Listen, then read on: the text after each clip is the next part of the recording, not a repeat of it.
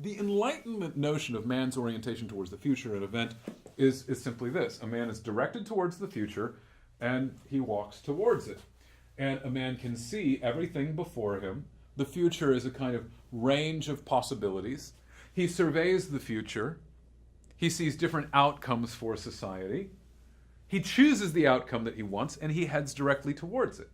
And so man's orientation towards the future is, his back is towards the past.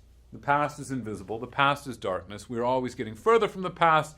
The past is forever becoming more obscure. The future is always becoming more clear.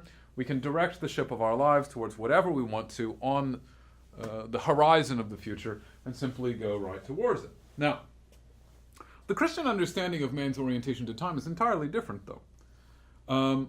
The Christian, or really perhaps the more classical understanding of man's orientation to time, was really of a man walking backwards, like this.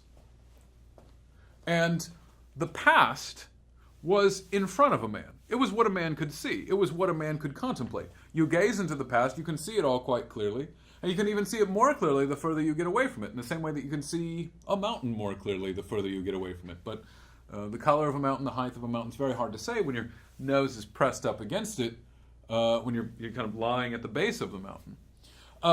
And then the future is what's behind you. You don't know what's coming in the future.